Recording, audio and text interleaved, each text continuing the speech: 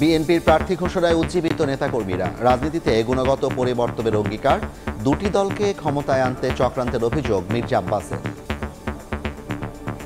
প্রত্যেকটি নেতা কর্মী সকলে ঐক্যবদ্ধভাবে আমরা একযোগে কাজ করব। দল যাকেই মনোনয়ন দেখ বা না দেখ, আমরা ইনশাল্লাহ ধানের শীষের প্রার্থীদের বিজয়ী করার জন্য প্রস্তুতি প্রয়োজন, সেটি আমরা করব।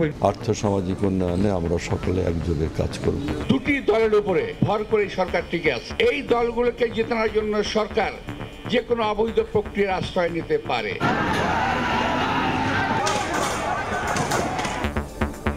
বিভিন্ন স্থানে মনোনয়ন না পাওয়া নেতার সমর্থকদের বিক্ষোভ। মেহেরপুরে আহত 10, মাদারীপুর 1 আসনে দলীয় প্রার্থিতা স্থগিত।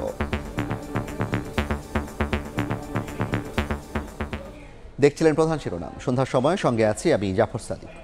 এবার অন্যান্য শীর্ষ সংবাদ। এনসিপিকে শাপলাকলি প্রতীক দিয়ে ইসির বিজ্ঞপ্তি। সংস্কার বিরোধীদের সঙ্গে জোট না করার ঘোষণা। জোট করলেও নিজ প্রতীকে ভোটের বিধানে আপত্তি বিপ্লবী ওয়ার্কার্স পার্টির। শিগগিরই দাঁড়িপাল্লার প্রার্থী ঘোষণা। জোটবদ্ধ নির্বাচনের ইঙ্গিত জামায়াতের। বিদেশ থেকে ফিরে জানালেন আমির, রাজনীতিতে মতের অমিল থাকলেও বিরোধ নয়। কক্সবাজারের গহীন পাহাড়ে বন্দিশালা, সাগর পথে মালয়েশিয়ায় পাঠানোর কথা বলে মুক্তিপণ দাবিতে নির্যাতন। উদ্ধার 25 ভুক্তভোগী, 2 মানব পাচারকারী গ্রেপ্তার। এবং অনলাইন জুয়ায় লেনদেন, সন্দেহজনক 5000 MFS অ্যাকাউন্ট বন্ধ। ওয়েব পোর্টাল লিঙ্ক বন্ধ 1300-র বেশি। বেটিং সাইটে ইন্টারনেটের গতি কমানোর সিদ্ধান্ত বিটিআরসির।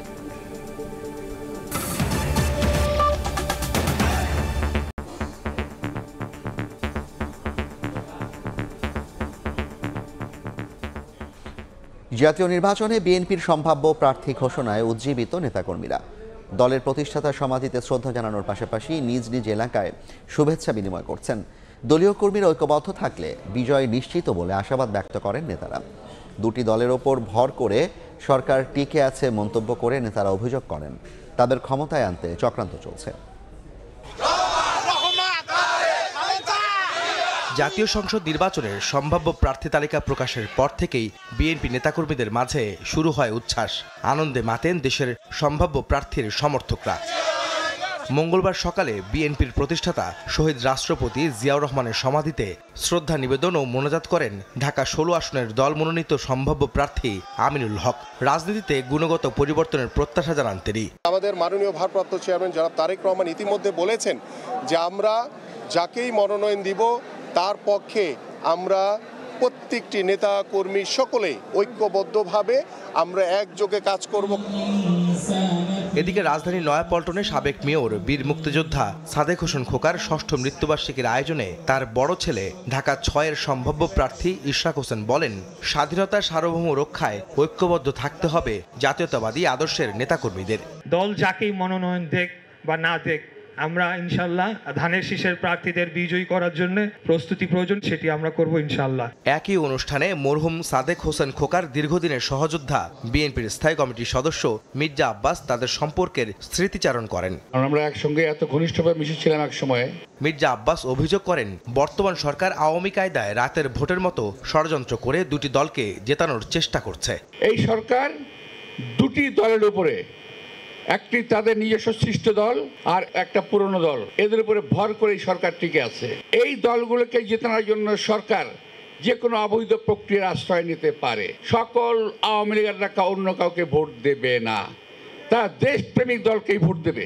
এদিকে রাজধানীতে তারুণ্যের রাষ্ট্রচিন্তা শীর্ষক আলোচনার সভা শেষে সাংবাদিকদের প্রশ্নের জবাবে দলটির স্থায়ী কমিটির আরেক সদস্য আমির খসরু মাহমুদ চৌধুরী জানান, প্রার্থী ঘোষণা না করা আসনের বিষয়ে মিত্র দলগুলোর সঙ্গে আলোচনা চলছে। এখানে অনেক মনোনয়ন প্রার্থী, অনেকের প্রত্যাশা আছে, এটা রাতারাতি সব কিছু করা তো সম্ভব না। তারপরে 237টা দিয়েছে, আমি মনে করি খুবই ভালো। অলমোস্ট বেশি কি 4 ভাগের 3 ভাগ দিয়ে দিয়েছে, 1 ভাগ বাকি আছে, সেটা কাজ চলছে, আপনার খুব সত্তর হয়ে যাবে। কর্মীরা ঐক্যবদ্ধ থাকলে আগামী নির্বাচনে বিজয়ের আশা বিএনপি নেতাদের। আহমেদ সালেহিন, সময় সংবাদ, ঢাকা। বিএনপির সম্ভাব্য প্রার্থী ঘোষণায় রাজধানীর বাইরেও বইছে উৎসবের হাওয়া। ব্যাপক উৎসাহ উদ্দীপনা দেখা দিয়েছে নেতাকর্মীদের মাঝে। নিজ নিজ এলাকায় শুভেচ্ছা বিনিময় এবং দিক নির্দেশনা প্রদানে ব্যস্ত সময় পার করছেন দল থেকে গ্রিন সিগন্যাল পাওয়া প্রার্থীরা। এদিকে অনিবার্য কারণে মাদারীপুর 1 আসনে কামাল জামান নুরুদ্দিন মোল্লার দলীয় মনোনয়ন স্থগিত করেছে বিএনপি।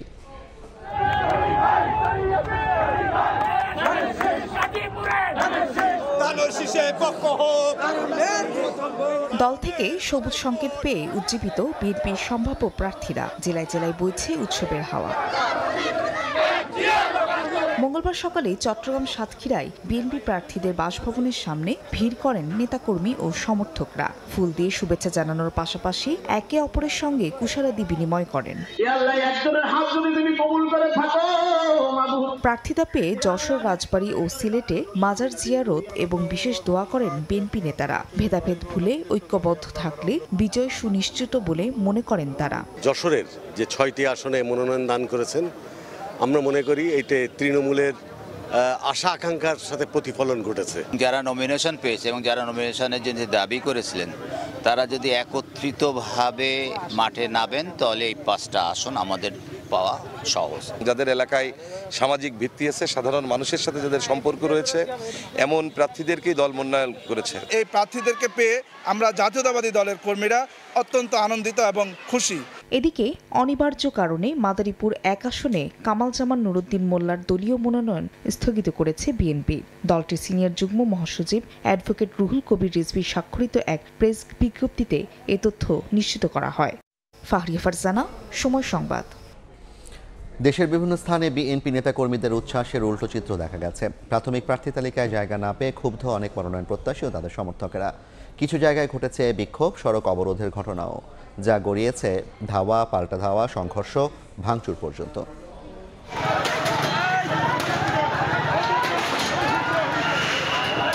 নির্বাচন সামনে রেখে বিএনপির প্রাথমিক তালিকায় জায়গা পাওয়া প্রার্থী সমর্থকদের মধ্যে উচ্ছ্বাস দেখা গেলেও উল্টো প্রতিক্রিয়া দেখা গেছে বঞ্চিতদের মধ্যে। মঙ্গলবার সকালে মেহেরপুরে বিএনপির প্রাথমিক তালিকায় জায়গা পাওয়া আমজাদ হোসেন ও বঞ্চিত প্রার্থী জেলা বিএনপির সভাপতি জাভেদ মাসুদ মিল্টনের সমর্থকদের মধ্যে উত্তেজনা দেখা দেয়। এক পর্যায়ে দুপক্ষের মধ্যে চলে ধাওয়া পাল্টা ধাওয়া। ভাঙচুর করা হয় আমজাদ হোসেনের নির্বাচনী কার্যালয়ে। সংঘর্ষে আহত হন অন্তত 10 জন। খবর পেয়ে পুলিশ ঘটনাস্থলে গিয়ে পরিস্থিতি নিয়ন্ত্রণে আনে। আশাশুনি ও কালীগঞ্জ উপজেলা নিয়ে গঠিত সাতক্ষীরা 3 আসনে বিএনপির প্রার্থী তালিকায় জায়গা পাননি অধ্যাপক ডাক্তার মোহাম্মদ শহীদুল আলম। এতে ক্ষোভে ফেটে পড়েন তার সমর্থকরা। কালীগঞ্জ এলাকায় মহাসড়কে অবস্থান নিয়ে টায়ার জ্বালিয়ে অবরোধ ও বিক্ষোভ করেন তারা। আমাদের ডাক্তার শহীদুল আলমকে মনোনয়ন দেওয়া হোক এবং আমরা যতক্ষণ তার মনোনয়ন না দেওয়া হবে আমরা এই রাস্তা থেকে যাব না। আগে আমরা এই 17টা বছর যে নির্যাতন যন্ত্রণা ভোগ করতে পেরেছি তা আমরা আজকে এই যন্ত্রণাটা ভোগ করতে পারবো না। 17 বছর এই কাজী আলাউদ্দিন সাহেবের কোনো খোঁজ ছিল না। চাঁদপুর 4 আসনে বিএনপির মনোনয়ন প্রত্যাশী এম এ হান্নানের অনুসারীরা ফরিদগঞ্জে সড়ক অবরোধ করেন। এক পর্যায়ে সড়কে টায়ার জ্বালিয়ে আগুন ধরিয়ে বিক্ষোভ করেন তারা। এই আসনে বিএনপির মনোনয়ন পেয়েছেন মোহাম্মদ হারুনুর রশিদ। আমাদের দাবি আলহাজ এম এ হান্নান সাহেবকে যেন পুনরায় আবার নমিনেশন দিয়ে আমাদের ফরিদগঞ্জের মাটিতে পাঠান। এদিকে চট্টগ্রাম 4 আসনে বিএনপির প্রাথমিক প্রার্থী তালিকায় জায়গা না পাওয়াকে কেন্দ্র করে সড়ক অবরোধ সহ জনস্বার্থ বিরোধী কাজের অভিযোগে আসলাম চৌধুরীর 4 অনুসারীকে বহিষ্কার করা হয়েছে। বিএনপির জ্যেষ্ঠ যুগ্ম মহাসচিব রুহুল কবির রিজভী স্বাক্ষরিত এক সংবাদ বিজ্ঞপ্তিতে এ তথ্য জানানো হয়। তৌফিক মাহমুদ, সময় সংবাদ। এনসিপিকে শাপলাকলি প্রতীক বরাদ্দ দিয়ে বিজ্ঞপ্তি দিয়েছে ইসি। এছাড়া আম জনগণ পার্টিকে হ্যান্ডশেক এবং বাংলাদেশ সমাজতান্ত্রিক দল মার্ক্সবাদীকে কাচি মার্কা দিয়েছে ইসি। কারো আপত্তি থাকলে 12 নভেম্বরের মধ্যে প্রয়োজনীয় দলিল সহ লিখিতভাবে জানাতে হবে। এদিকে দলগুলোর সঙ্গে আলোচনা না করে আরপিও সংশোধনীর অধ্যাদেশ জারি করায় ক্ষোভ ও আপত্তি জানিয়েছে বিপ্লবী ওয়ার্কার্স পার্টি। দুটো দল প্রাথমিকভাবে শর্ত পূরণ করেছে। একটা হচ্ছে জাতীয় নাগরিক পার্টি আর একটা হচ্ছে বাংলাদেশ জাতীয় লীগ। 29 সেপ্টেম্বর এমনটাই জানিয়েছিল কমিশন। পরে বাংলাদেশ জাতীয় লীগ সহ বেশ কয়েকটি দলকে নিয়ে বিতর্ক তৈরি হওয়ায় মোট 14টি দলের অধিকতর তদন্তে পাঠায় ইসি। অবশেষে মাঠ পর্যায়ের পুনঃ তদন্ত ও সকল যাচাই বাছাই শেষে মঙ্গলবার 3টি দলকে নিবন্ধন দেওয়ার কথা জানান কমিশন সচিব। আর 11টি দলের তদন্তে সত্যতা পাওয়া যায়নি বলেও জানান তিনি। পুনঃ তদন্ত করে আমরা যে সিদ্ধান্তে কমিশন এসছেন, আমরা 3টা দলের কাগজপত্র সঠিকতা পেয়েছি এবং সেই 3টার দল হচ্ছে বাংলাদেশ সমাজতান্ত্রিক দল মার্ক্সবাদী, বাংলাদেশ আম জনগণ পার্টি এবং জাতীয় নাগরিক পার্টি এনসিপি। কমিশন মনে করেছেন যে এই 3টা দল রাজনৈতিক দল হিসেবে নিবন্ধন পেতে পারেন। দাবি আপত্তি শেষে কমিশন গেজেট করবে বলেও জানান সাংবিধানিক প্রতিষ্ঠানটির এই কর্মকর্তা। আগামীকাল পত্রিকায় আমরা বিজ্ঞপ্তি দিব অভিমতের জন্য এবং 12 তারিখের ভিতরে আমরা এই অভিমতগুলোর সময়সীমা জনসাধারণের সময়সীমা নির্ধারণ করে দিচ্ছি এবং এই নির্ধারিত সময়সীমার মধ্যে যে তথ্য পাওয়া যাবে সেটা পর্যালোচনা করে চূড়ান্ত সিদ্ধান্ত নেওয়া হবে। এদিকে রাজনৈতিক দলগুলোর তর্ক বিতর্কের অবসান ঘটিয়ে কমিশনের সিদ্ধান্তে অটল থেকে গণপ্রতিনিধিত্ব অধ্যাদেশ 2025 আদেশ জারি করে আইন মন্ত্রণালয়। আলোচনা না করে আরপিও সংশোধন করায় ক্ষোভ ও আপত্তি জানিয়ে নির্বাচন কমিশনে আসে বিপ্লবী ওয়ার্কার্স পার্টির 5 সদস্যের প্রতিনিধি। বৈঠক করেন প্রধান নির্বাচন কমিশনার এএমএম নাসিরউদ্দিনের সঙ্গে। পরে গণমাধ্যমের সঙ্গে কথা বলেন দলের সাধারণ সম্পাদক। রাজনৈতিক দলগুলোর সঙ্গে আলাপ আলোচনা না করে আরপিওর বা গণপ্রতিনিধিত্ব আদেশটা চূড়ান্ত করাটা আমরা মনে করি এটা কোনো বিবেচনাসম্মত কোনো কাজ হয়নি এবং অনেকগুলো গুরুত্বপূর্ণ প্রশ্ন আছে যেগুলো হয়তো আলোচনা করে রিভাইজ করারও প্রয়োজন হতে পারে। আদালত ঘোষিত ফেরারি আসামি ভোট করতে পারবে না, জোট করলেও ভোট করতে হবে নিজ প্রতীকে। আইনশৃঙ্খলা বাহিনীর সংজ্ঞায় সশস্ত্র বাহিনীকে যুক্ত না ভোট ফিরেছে একক প্রার্থীর আসনে এমন বিধান যুক্ত করা হয়েছে আরপিওতে। কাউসারা চৌধুরী কুমু, সময় সংবাদ, ঢাকা। যারা সংস্কার বাস্তবায়নের পক্ষে তাদের সঙ্গে জোট করবে এনসিপি। সন্ধ্যায় রাজধানীর বাংলা মোটরে এক আলোচনা সভায় একথা বলেন দলটির মুখ্য সমন্বয়ক নাসিরউদ্দিন পাটোয়ারি। জোটে নিজস্ব দলের প্রতীক রাখায় নির্বাচন কমিশন প্রতীক বিক্রির দোকান বন্ধ করে দিয়েছে বলে মন্তব্য করেন তিনি। বক্তব্যে নাসিরউদ্দিন পাটোয়ারি বলেন, সারা দেশে আসন নিয়ে সংঘর্ষ দেখে মনে হচ্ছে বিএনপির অলিখিত হরতাল চলছে। বেগম খালেদা জিয়ার সম্মানে তার আসনগুলোতে এনসিপি কোনো প্রার্থী দেবে না বলেও জানান তিনি। দুর্নীতির অভিযোগ আছে এমন কাউকে এনসিপি মনোনয়ন দেবে না বলেও হুঁশিয়ারি দেন নাসিরউদ্দিন পাটোয়ারি। আমরা যারা সংস্কার বাস্তবায়নের পক্ষে থাকবে তাদের সাথে জোটে যাব। সংস্কার বাস্তবায়নের পথে যারা বাধা হবে এই জোট মিলে তাদেরকেও আমরা বাংলাদেশের জনগণের সামনে ভোট প্রক্রিয়াতে তাদেরকে পরাজিত করব ইনশাআল্লাহ। ইউনূস সরকার অথবা বর্তমানে যে সংস্কার কমিশন একটি ভালো কাজ করেছে, যে প্রতীক বিক্রির যে দোকানগুলো খুলেছিল বাংলাদেশে বড় বড়, এগুলো হলো বন্ধ করে দিয়েছে। আমরা এটা বলতে পারি যে প্রতীক বিক্রির দিন শেষ আবু সাঈদের বাংলাদেশ। আবু সাঈদের বাংলাদেশে আর কেউ প্রতীক বিক্রি বাংলাদেশে করতে পারবে না। শিগগিরই প্রার্থী তালিকা ঘোষণা করবে জামায়াত ইসলামী। বিদেশ সফর শেষে দেশে ফিরে দলটির আমির জানান, এককভাবে নয় আরও অনেককে নিয়ে নির্বাচন করবেন তারা।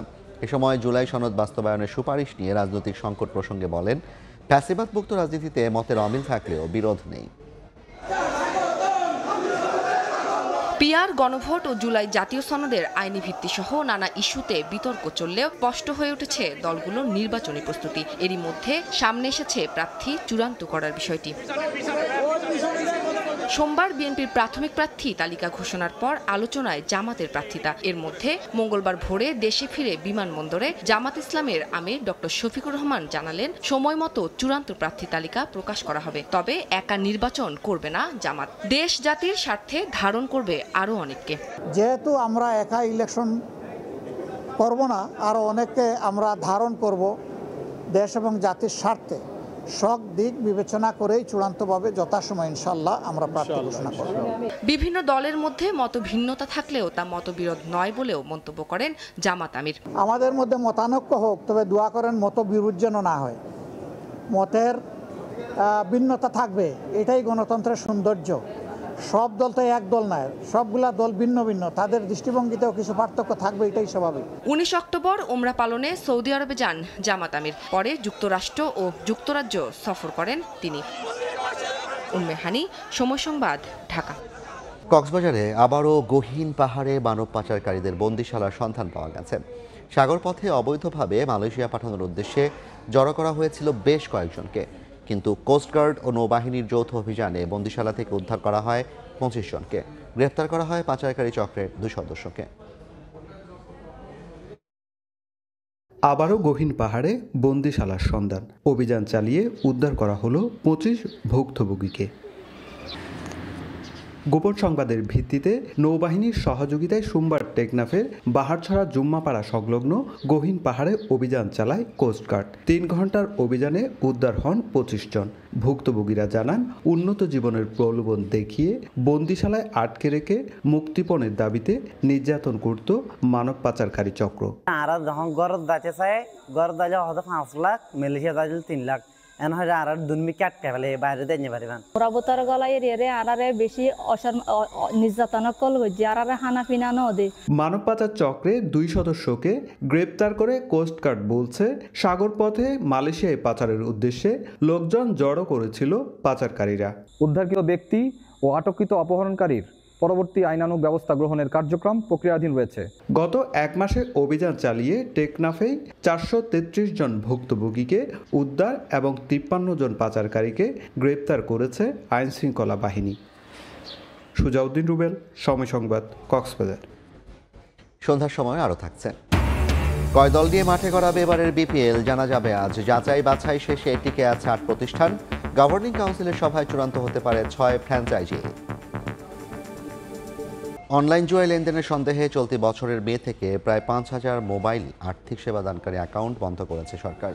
ওয়েব পোর্টাল লিঙ্ক বন্ধ করা হয়েছে 1331টি। বিটিআরসিতে অনলাইন জুয়া বিষয়ক মতবিনিময় সভায় এ তথ্য জানানো হয়।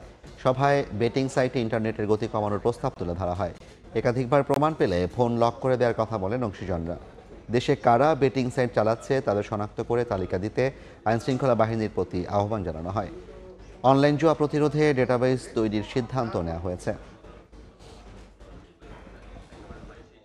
বিপিএল দ্বাদশ আসরের দল চূড়ান্ত হবে আজ। দ্বিতীয় পর্যায়ের বাছাই আগ্রহী 8 প্রতিষ্ঠান থেকে বাদ যাবে অন্তত 2টি।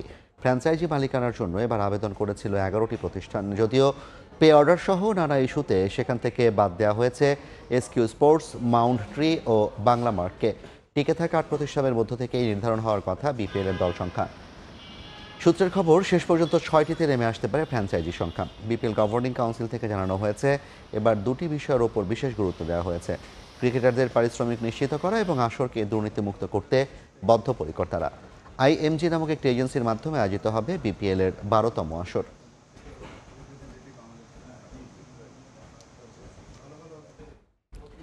এ পর্যায়ের শীর্ষ সংবাদগুলো জানিয়ে দিচ্ছি আরেকবার।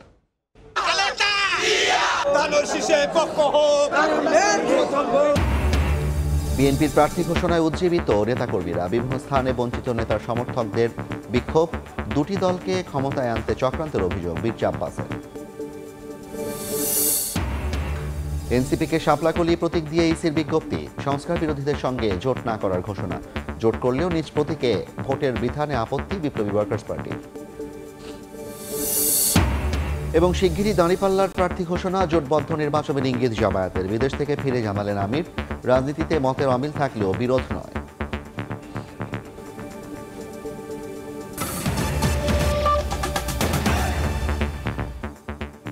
এই ছিল সন্ধ্যার সময়। এরপর জনপদের সময় নিয়ে আসছি কিছুক্ষণ পর। সঙ্গে থাকুন সময়।